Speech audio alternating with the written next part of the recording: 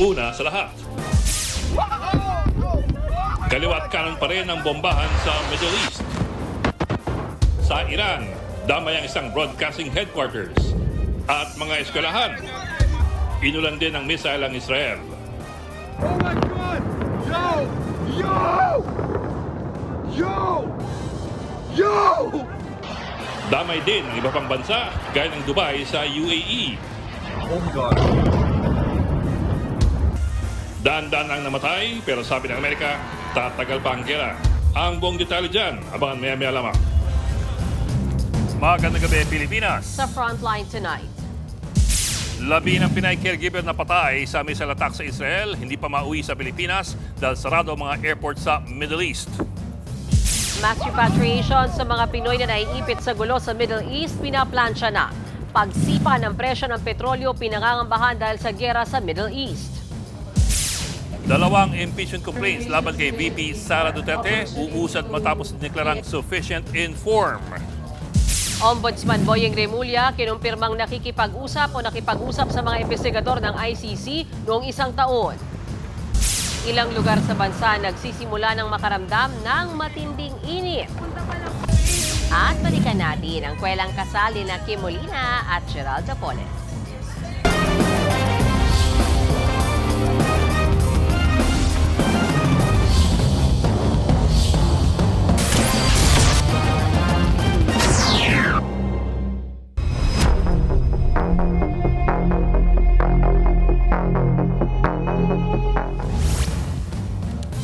Ngayong gabi lamang, lumabo na po sa higit 500 ang nasawi sa Iran dahil pa rin yan sa walang patid na missile attack sa kanila ng Amerika at sa Israel. Marami na rin ang nasawi sa mga iba pang nadamay na bansa sa Middle East. Pero sabi ng Amerika, posibleng tumagal pa ang kanilang military operations sa Iran. Nasa frontline ng balitang yan si Rainiel Pawid.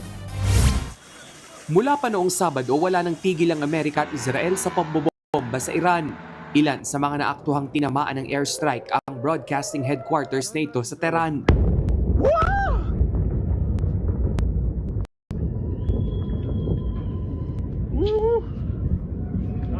Binomba rin ng Amerika at Israel ang isang girls' school sa Iran. Mahigit 100 sibilyan at batang mag-aaral ang namatay. Maraming lugar din sa Tehran ang tinamaan, ang Iranian Ministry of Intelligence, pati na ang Presidential Office.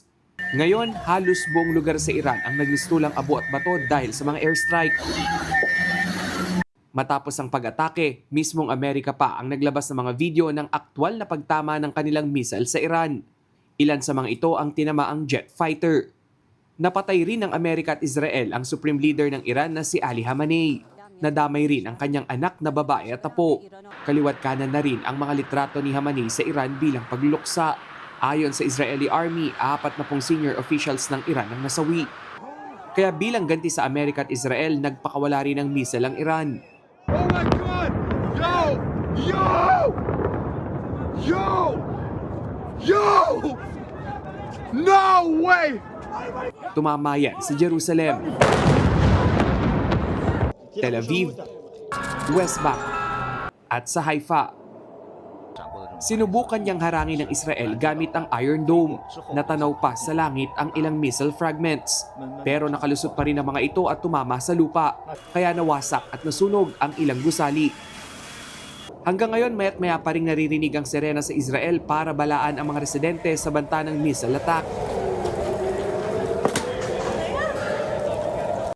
Bukod sa Israel, nadadamay rin ang iba pang mga bansa, gaya sa United Arab Emirates, partikular sa Dubai, kung saan dumagundong ang pagsabog ng drone sa isang luxury hotel. Oh my God! Nagbagsakan din ang missile maging sa Dubai Airport. Ganyan din ang eksena sa Abu Dhabi, Mapa Airport hanggang Pantalan. Sa Kuwait, pinuntirya rin ng airstrike ang kanilang paliparan. Sa pulsa video ang pagbagsak ng drone.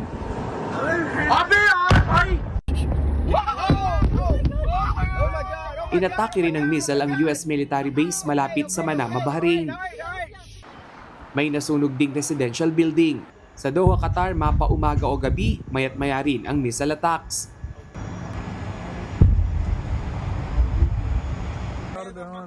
Rumesbak naman laban sa Israel ang militanteng grupong Hezbollah na suportado ng Iran. Gumanti rin ang Iran maging sa mga base militar ng Amerika sa Middle East. Noong nakaraang taon lang nang mangako si US President Donald Trump na hindi sila magsisimula ng gyera. Pero giit niya, layunin ng ginawang pambobomba ng Amerika na sugpuin anya ang mga armadong grupong sinusuportahan ng Iran at pigilan ang pagkakaroon nito ng nuclear weapon. Our objective is to defend the American people by eliminating imminent threats from the Iranian regime. We are going to destroy their missiles and raise their missile industry to the ground. It will be totally, again, obliterated. Base sa report ng Al Jazeera, mahigit 200 na ang nasawi sa Iran, 9 sa Israel, 3 sa UAE, habang 2 sa Iraq at 1 sa Kuwait. Nasawi rin ang 3 US service member. Sa kabila niyan, sinabi ni US President Trump na posibleng tumagal pa ng 4 na linggo ang kanilang military operation sa Iran. Pero ang Iran nanindigang hindi sila makikipagnegosasyon sa Amerika.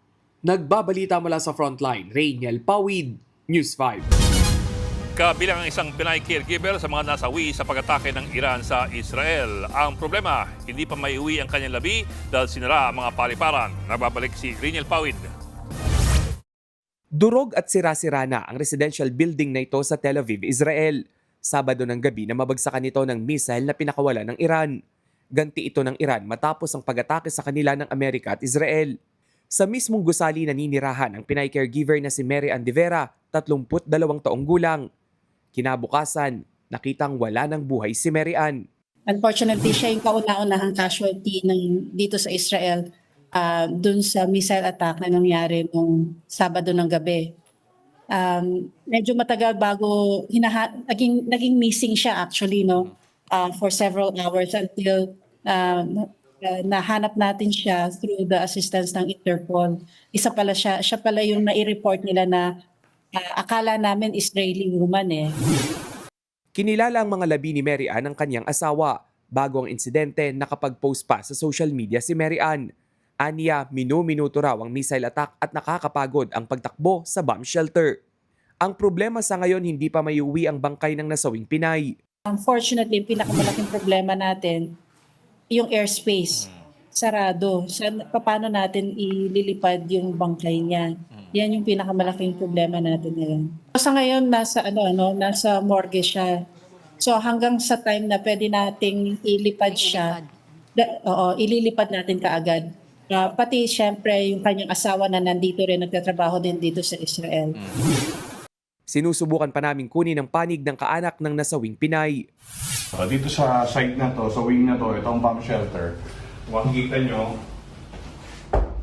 meron tayong window na tapos may metal sheet yan. Ayan. Ipinasilip naman ng isang empleyado ng Philippine Embassy sa Israel ang karaniwang itsura ng mamad o bomb shelter. Mariing paalala ng mga otoridad sa ating mga kababayan sa Israel na agarang magtago sa mamad sa oras na marinig ang sirena na hudyat ng mga pagsabog. Kagabi isang missile na naman ang hindi nasalag ng Iron Dome ng Israel. Bumagsak ito sa kalsada ng Jerusalem kung saan 6 ang sugatan. Sa tala ng Philippine Embassy sa Tel Aviv, higit 26,000 ang mga Pilipino sa Israel. 54 na raw ang nagpalista para sa repatriation program kung saan 32 sa bilang ay mga turista. We work as a team together with DMW and OWA para pagtutulong-tulungan to try to figure out paano i-move o i-repatriate mga kababayan natin.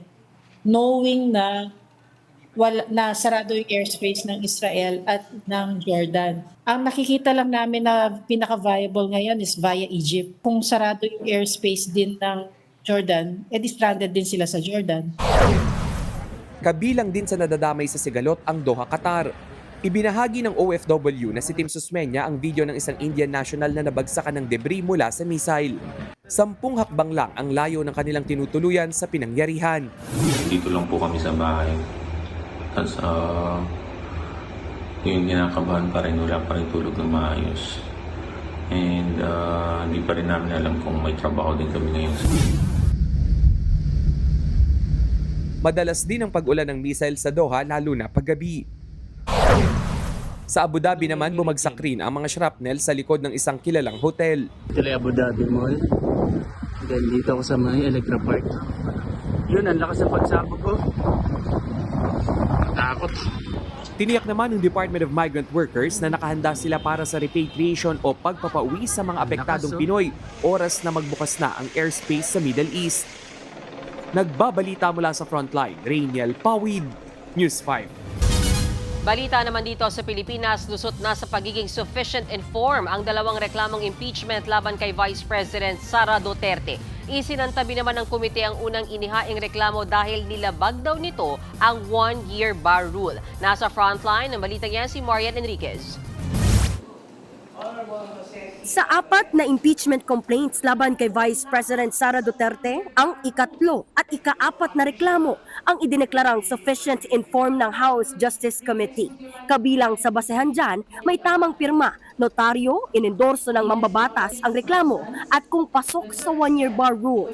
Ang dalawang lumusot na reklamo ay isinampa ng religious leaders at grupo ng mga abogado noong February 9 at February 18. Parehong pasok ang mga petsang yan sa pagtatapos ng one-year bar rule o ang isang taong pagitan para makapaghain ng panibagong impeachment complaint laban sa bise. Matatandaang noong 2025 ay idineklarang unconstitutional ng Korte Suprema ang impeachment ni VP Sara at sinabing sa February 6, 2026 na maaaring may maghain ng panibagong reklamo. Dahil dyan, ang dalawang impeachment complaints lang ang uusad sa mga deliberasyon sa Kamara. Isinantabi ang unang impeachment na inihain ng mga progresibong grupo dahil pasok pa raw sa one-year bar rule. Matatanda ang February 2, inihain ng grupong Bayan at Makabayan Bloc ang reklamo. Bago ang botohan, iginit ni ACT Teachers Party List Representative Antonio Tino na base sa desisyon ng SC sa motion for reconsideration, January 15, 2026 pa lang ay pwede nang maghain ng panibagong reklamo dahil deemed initiated o gumulong na ang mga naunang reklamo nang hindi ito inaksyonan ng Secretary General. Ang hamon ko po at panawagan sa committee at sa buong House ay wag po tayong matakot sa sarili nating anino. If we do not take ownership of our own rules and impeachment, then at every step, kahit sinong gustong hadlangan ang pagpapanagot sa ikalawang pinakamataas na opisyal o sino mang impeachable official, at any point pwede pong tumakbo sa Supreme Court para questionin ang rules natin. Hindi naman po tayo natatakot. So lamang po natin mag-ingat. We should interpret it as a whole by including the filing. Hindi naman po sinabi dito na or eh. Ang sinasabi dito, filing and referral. Dismayado ang Makabayan Bloc pero sasali pa rin daw sila sa mga deliberasyon. Ang ikalawang impeachment complaint naman binawi ng Tindig Pilipinas. Ayon sa grupo, susuportahan nila ang third complaint na pareho lang naman ang nilalaman ng inihain nilang reklamo. Halos pareho naman po yung nilalaman in terms of the substantial ground for impeachment. Therefore, we felt it best to withdraw our complaint to expedite the process. Bukas, tatalakayin kung sufficient in substance ang dalawang impeachment complaints o kung maituturing ang mga alegasyon na impeachable offense. Sakaling pumasa sa deliberasyon, aabisuhan si VP Sara sa mga reklamo at bibigyan siya ng 10 araw para sumagot sa mga ito. Kabilang sa ipinupukol sa impeachment ay ang maling paggamit ng bise ng kanyang confidential funds sa DepEd at OVP. Pero matagal na niya itong itinanggi. Matagal na rin niyang sinabi, handa niyang harapin ang mga impeachment complaint. Nagbabalita mula sa Frontline, Marian Enriquez, News 5. Muntik na mapatalsik o ma-rule out of order si Sagip Party List Congressman Paulo Marcoleta sa pagdinig kanina tungkol sa impeachment complaints laban kay VP Sara Duterte. Una kasing binanggit ni Quezon City Congressman Bong Suntay sa gitna po ng hearing ang alegasyon ng pagtanggap ng pera ng ilang kongresista mula sa umunoy 18 nagpakilalang dating sundalo at dating security umano ni Zaldico. Ini-strike out of record yan ng komite dahil out of order daw ito sa pagtalakay sa impeachment. Umapela naman si Marcoleta sa desisyon at giniit na 25 miyembro ng komite ang sangkot sa alegasyon.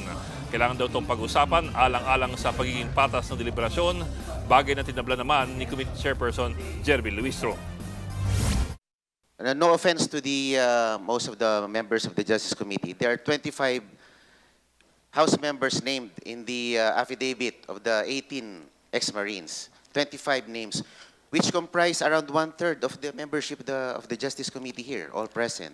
The Honorable Marcoleta is likewise reminded to confine the manifestation to the relevancy of the current impeachment I proceeding. think it's very germane, ma'am, because it boils down to the objectivity and impartiality of the members. Honorable Marcoleta, you are reminded by the chair already to confine to the subject matter of this impeachment proceeding. If you continue to make a manifestation outside the subject matter, we will be ruling you out of order. With all due respect, Honorable Marcoleta. I submit to the wisdom of the chair. Kinumpirma ni Senator Raffy Tulfo na may mga grupong kumakausap sa kanya para tumakbo sa mas mataas na posisyon sa 2028. Pero mas gusto raw niyang manatiling senador. Narito ang aking report. Isa sa maugong na pangalan na posibleng maging frontrunner sa 2028 presidential elections, si Senator Raffy Tulfo. Pero nang tanungin siya ng Senate reporters kaugnay nito, Walang balak. As of today, as of the future. Final answer. Categorically. Bakit? Masaya ako dito sa Senado. Marami ako nagagawa. For me, happy ako rito. So, bakit ako pupunta sa isang bagay na magkakaroon pa ako ng sakit sa ulo? gayunman, kinumpirma ni Senator Tulfo na may mga grupong kumakausap sa kanya at nagsasabing mainam na tumakbo siya sa mas mataas na posisyon. Yeah, may mga nagsasabi ng pwede ka dito. Sabi ko, I'm sorry, salamat sa tiwala, pero no. Flat no agad. Sir, babalik pwede pa magbago yung I don't think so. Paglilinaw niya, hindi kampo ni Vice President Sara Duterte o maging si Pangulong Bongbong Marcos ang kumausap sa kanya. Ang karaniwan daw na humihimok mga taga-pribadong sektor. Hindi man tatakbo sa mas mataas na posisyon, kinumpirma ni Senator Raffy na kakandidato siya muli bilang senador sa 2028 elections. I will run for re-election. Yan, itaga nyo sa bato. I will run for re-election sa 2028. As senator, independent pa rin ako. So whether would that be admin or that opposition, depende kung katugmay ng advocacy ko, nakikita ko na sincere talaga sila dun sa mga sinasabi nila at kaya nilang panindigan. Una nang nagsabi ang kapatid ni Senator Raffy na si Senator Erwin Tulfo na wala rin siyang balak tumakbo sa mas mataas na posisyon. Lumutang kasi ang pangalan niya na posibleng katandem ni dating Vice President at ngayon Naga City Mayor Leni Robredo. Bagamat nagpahayag na walang balak tumakbo sa mas mataas pang posisyon ang dalawang Tulfo, may mensahe si Senator Raffy sa mga tatakbo. Best of luck ang wish ko kay BP Sara at sa lahat ng mga nag-aspire na maging kandidato for the presidency sa 2028. All of them, whether that will be BP Sara, Senator Risa Ontiveros, John Vic Revulla, Leni Robredo, sino pa ba? Yung Chis Escudero. No. I mean, yung mga nababalita, Bam Aquino, Kiko Pangilinan, yeah. Well, kaya nga, Mark Villar. Nag-thank you naman dyan Senator Risa Hontiveros na una nang nagpahayag na bukas siyang tumakbo bilang Pangulo o pangalawang Pangulo ng Pilipinas. Well, una salamat kay Sen. Raffy. Mula nung naging seatmates kami sa previous Congress, talagang ganun kagaan ang loob namin sa isa't isa. Ayon pa kay Hontiveros, umaasa siyang mapapaaga ang pag-anunsyo ng United Opposition sa kanilang standard bearer. The earlier, the better, I believe, para maka-alok at maka-attract ng suporta mula sa ating mga kababayan. But we're going through that process very seriously. Ayaw naman sagutin ng senadora kung may shortlist na ba sila ng mga pinagpipilian. Wala naman daw epekto kay Senator Risa Hontiveros ang pagdeklara ni VP Sara Duterte na tatakbo siyang presidente dahil kahit pa posible silang magkalaban sa 2028 presidential elections, gagampanan pa rin daw ni Hontiveros ang kanyang trabaho bilang Senator Judge sakaling umakyat dito sa Senado ang impeachment case laban kay VP Sara. Gaya ni Senator Risa, tingin din ng iba pang mga senador, hindi dapat tignan ang personalidad na ini-impeach kung hindi dapat mag-focus sila sa ebidensya.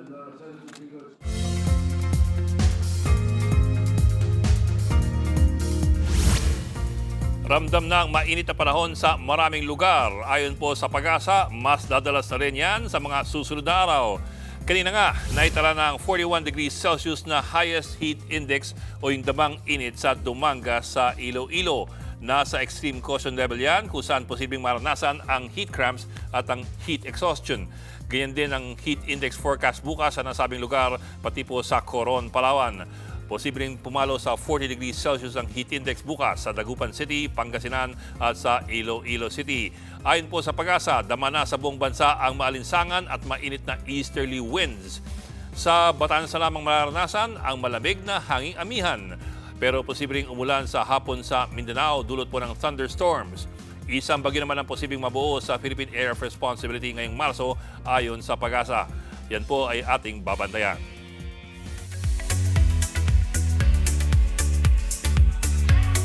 Sa Showbiz Tonight, kabilang si Pinay A-lister na si Ann Curtis sa mga biyaherong apektado ng tensyon sa Middle East.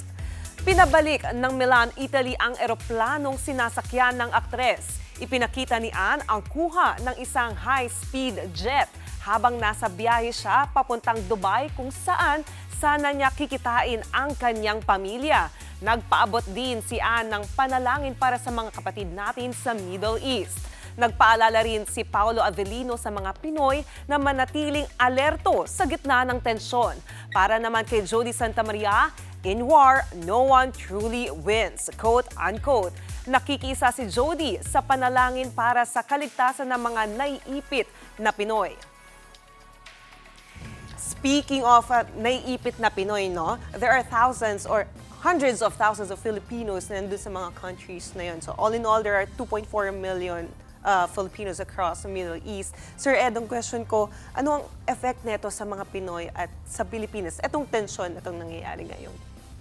Well, I think we have the most number in UAE and in Saudi. Mga 1 million almost sa UAE, mga 900,000 siguro sa Saudi, 250,000 sa I think Qatar and Kuwait, Bahrain, Jordan, Amman, mga 40,000 yan, 30,000 sa Israel. So, ang dami na posibleng mawala ng trabaho kung humaba-haba pa ito.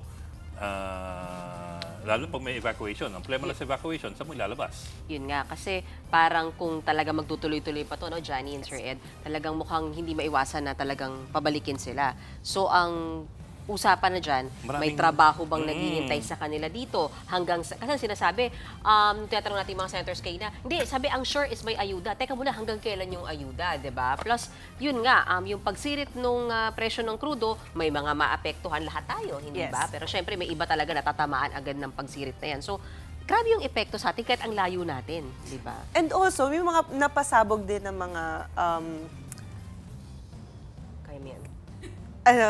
na, what do you call this? Base. Kung paano sila mapapauwi sa atin, di ba? And not to forget langis. Alam mo, magtataas sila bukas ng langis. Definitely. Kaya uy, pero ba tayong storya? Nag-weekend lang nagkabombahan, tapos bukas magtataas ng langis. Yes. Oo, tsaka ang haba ng pila ngayon sa mga gasolinahan. Dapat, tapos yung binayaran mo several months ago na, binili lang several months ago na langis, na nasa mas murang presyo, yun din. Yun din nga rin tatanong ko. Sabi ko kanina, bakit ang haba na ng pila dito sa gasolinahan na to? Di ba dapat meron pa silang reserved? Pero sumabay na sila sa pagtaas. Ganun almost all our crude oil comes from the Persian Gulf, which has to cross to the Strait of Hormuz, which is closed right now by Iran because it's bordered by Iran in the north. And one of their smaller islands in the south. And what comes after pag tumaas ang presyo ng krudo, pagtaas ang presyo ng bilihin? Domino effect. Sesa naman ninyo? Sige na, muna nga tayo. So, magpagsasalin na rin tayo mamaya. Mag-extra na kaya tayo. Susunod, Ombudsman Remulla, kinumpirmang nakipag-usap siya sa mga investigador ng ICC noong isang taon. Kim Soo-hyun, usap-usapang magbabalik sa K-drama scene matapos masangkot sa kontrobersya. Magbabalik pa ang Frontline Tonight. Mga kapatid, Cheryl Hosing po. Maging maalam at may pakialam sa mga napapanahong issue at headlines. Mag-follow at mag-subscribe na sa social media pages ng News 5.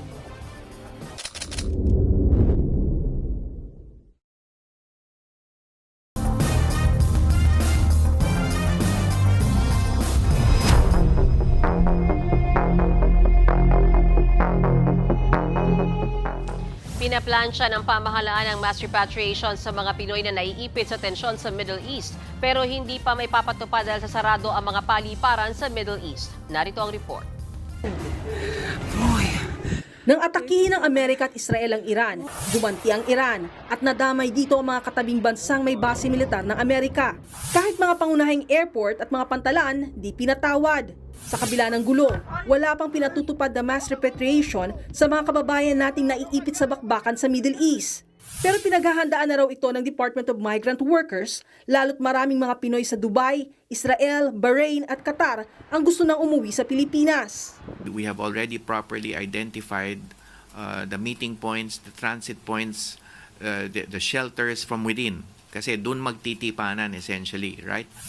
Nakataas ngayon sa Alert Level 3 ang Lebanon, habang ang UAE, Bahrain, Kuwait, Qatar, Saudi Arabia at Israel isinailalim sa Alert Level 2. Ibig sabihin, pinatutupad na ang deployment ban sa lahat ng newly hired Filipino workers. Habang Alert Level 1 naman sa Jordan, ang Iraq at ang Syria dati na raw nasa Alert Level 4, kaya nauna nang magpatupad ng mandatory repatriation doon. Sa huling tala, higit 2 milyong Pilipino ang nasa Middle East. Timing is everything at this stage. Kaya hindi po tayo muna manghimasok sa protocols ng host countries. Ang Malacanang naman, iginiitong walang dapat ikabahala na aabot sa Pilipinas ang gulo kahit pa kaalyado tayo ng Amerika. There are no American military bases in the Philippines. The sites referred to under the Enhanced Defense Cooperation Agreement, or EDCA, are Philippine military bases that remain under the full ownership, control, and management of the armed forces of the Philippines. The National Security Council, in coordination with the Armed Forces of the Philippines, the Department of National Defense, and other concerned agencies, continues to closely monitor developments in the Middle East. At this time, tensions remain confined to the region, and there is no verified direct threat to Philippine territory, including our military facilities. So we urge the public to remain calm. Pero naka-heightened alert naman ang buong puwersa ng PNP sa maaaring gawin ng radical at extremist groups. Binigyang diin din ng Department of National Defense ang inihayag ng palasyo na pag-aari ng Pilipinas ang EDCA sites at hindi ito ginagamit ng Amerika para maglunsad ng anumang pag-atake sa ibang bansa. Sa gitna ng opensiba ng Iran, isinara rin ito ang access sa Strait of Hormuz, kung saan 20% ng produktong petrolyo sa buong mundo ang dumaraan. Sinampula ng isang Palawan flag oil tanker na dumaan kahit bawal. 4 ang sugatan matapos itong pasabugin ng Iran. Ayon sa Department of Energy, bagamat hindi kumukuha ng krudo ang Pilipinas sa Iran, maapektuhan pa rin ang supply ng bansa dahil ang source natin ay mga bansa na nakapalibot sa Iran. Kapag hindi nakadaan ang mga barko, kasunod na niyan ang pagsipa ng presyo. Imbes na matinutinong malapit na yung ruta papuntang Europa, ngayon kung may disruption doon, iikot sila sa Africa, sa Cape of Good Hope. It would papuntang Europa from Asia. That would be an additional 10 to 12 days, so halos kalahating buwan. So dagdag yan sa shipping cost. Sa katunayan, tataas na ng halos 2 piso ang kada litro ng gasolina simula bukas, habang lampas piso naman ang madadagdag sa kada litro ng diesel. Ayon naman sa Malacanang, nakahanda ang gobyerno sa pagbibigay ng fuel subsidy. Okay, nakausap po natin mismo ang DOTR. Meron po budget pa, 2025, na 2.5 billion pesos na maaaring gamitin. Pero ito po ay naibigay na po sa LTFRB para po ito ay mapa-implement. Nagbabalita mula sa Frontline, Malu Echevarria, News 5. Abiso po sa mga OFW, may palibreng tawag po ang PLDT at SMART sa mga nag-aalalang pamilya ng mga Pinoy na naiipit sa sigalot sa Middle East. Libreng makakatawag ang mga Pinoy na nasa Iran, Israel, Iraq, Bahrain, Kuwait, Oman, Qatar, UAE at Saudi Arabia sa pamamagitan ng Tinbo app. May free calls din ang mga subscribers sa Smart at TNT sa mga nabanggit na bansa. Libre ito hanggang March 7. Bukas din ang PLDT at Smart na palawigin ito kung kinakailangan. Maaari ring tumawag sa Smart Crisis Hotline para makausap ang inyong mga mahal sa buhay. Pati na rin sa hotline ng DMW OWA gamit ang Tinbo app. Si PLDT Smart Chairman Manny V. Pangilinan po ay chairman din po ng TV5. Kinumpirma ni Ombudsman Boying Remulla ang pakikipagpulong niya kay dating Senador Antonio Trillanes at mga investigador ng International Criminal Court noong isang taon. Sabi po ni Remulla, nangyari ang meeting pagkatapos ng pag-aresto kay dating Pangulong Duterte noong March 11, 2025 kung saan Justice Secretary pa lamang siya. Unang inakusahan ng abogadong si Levite Baligod, si Remulla, ng pakikipag-usap sa ICC investigators. Ganyan din ang pagtanggap umano ng suhol ng ICC investigators para sa investigasyon sa kaso ni Duterte. Sabi ni Remulla, balak nilang utusan ang mga nagpakilalang dating Marine na security aide umano ni Zaldico na maghain ng kani-kanyang affidavit tungkol sa kanilang mga alegasyon. May sagot naman si Remulla sa mga kumikasyon kung nabigyan siya ng pahintulot noon na makipag-usap sa ICC investigators. Bakit? Ba't hindi? Ang nakasalalay dito, buhay ng mga testigo. Kailangan protektahan natin ang tao hanggat kaya natin. Basta safety ng testigo nila, in-assure natin na hindi tayo magkukulang pag kailangan ng ating tulong, tutulong tayo para sa safety ng kanilang testigo. At balikan natin ang overflowing sa kilig at saya na kasalang Gerald Napoles at Kim Molina. Tutok lang mga kapatid dito sa Frontline Tonight.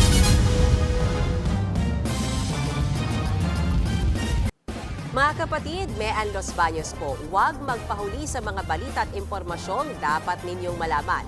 Para sa mas malawak na balitaan at diskusyon, mag-follow at mag-subscribe na sa social media pages ng News 5.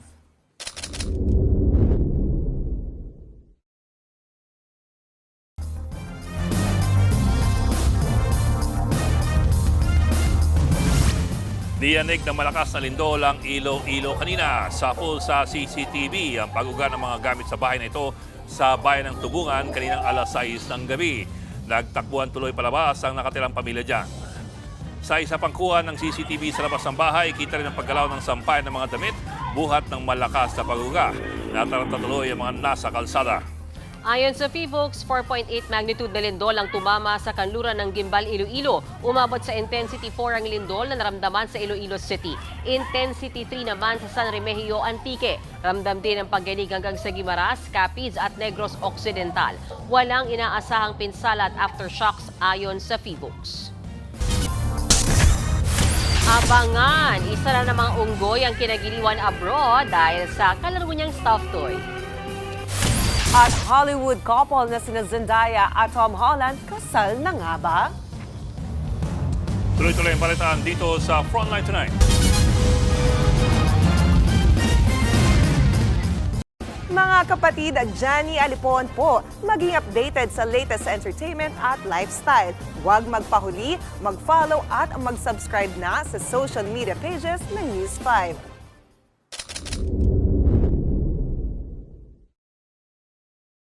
Boses sa liblib ng lipunan. Ganyan po kahirap ang trabaho namin.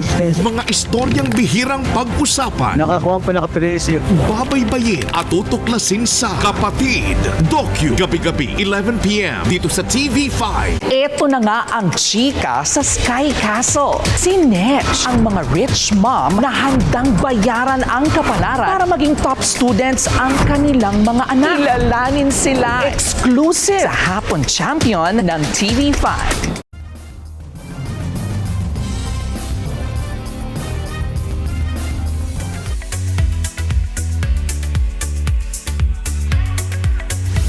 Sa kabila ng kinaharap na controversy, usap-usapan ngayon ang comeback ni Korean actor na si Kim Soo-hyun sa drama scene.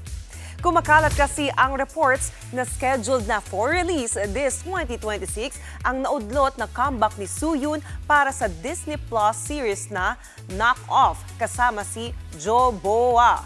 Napostpone ang dapat sana'y March 2025 release ng drama matapos lumabas ang dating scandal ng aktor sa isang minor. Dininay ni Soo-hyun ang mga paratang pero naharap siya sa kaliwat ka ng contract terminations.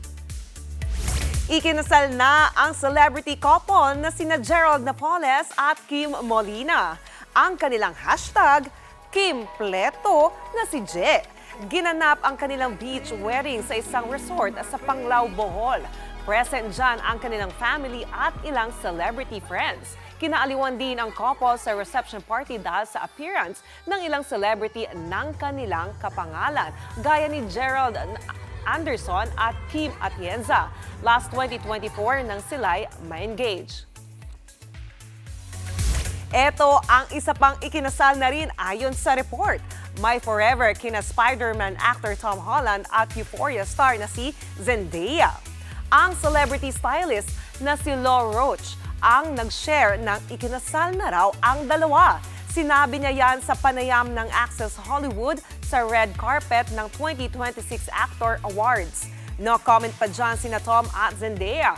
Taong 2021 nang kumpirmahin nila ang kanilang relasyon. 2024 naman nang ma-engage sina Tom at Zendaya.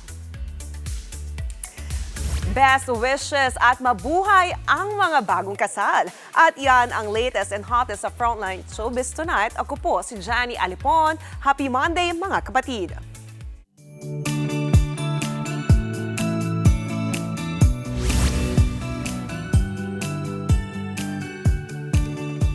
At para sa ating pabawang pampagood night, isa na namang unggoy sa Amerika ang kinaliwan online dahil sa kanyang bagong kalaro. Nabigyan kasi siya ng animal plushie na inspired sa nag-viral na orangutan na si Punch. Siya po si Bodhi, ang 4-year-old na siyamang o isang uri ng primate sa Phoenix Zoo sa Arizona. Tuwang-tuwa siyang kalaro ang natanggap na stuffed toy mula sa mga staff. Nilinaw naman ng management ng zoo na may sariling pamilya si Bodhi. Binigyan lang siya ng laruan para sa behavioral enrichment. Last month lang nang mag-viral ang unggoy sa Japan na si Punch na na-attach sa laruan niyang stuffed toy. Behavioral enrichment. Kailangan ka namin bigyan ng stuffed toy. Grabe naman yun, Miss Mel. Lunes na Lunes! Oh my God! Hindi ko alam. Parang hindi laman yun. Ata yun. Kailangan mo lang stuffed toy. Kailangan pa ng behavioral modification. Loko to ah. Babawi ako bukas. Ang kukulitin 5 minutong pag-himay sa malagang headlines. Balik sa ating diskusyon para sa paghubog ng matalinong opinion. Kami yung kapalit sa balita at sa public service. Ako po si Mayan Las Bañas Orosel. Ako lang po si Ed Lingao, walang laglagan sa Frontline Tonight.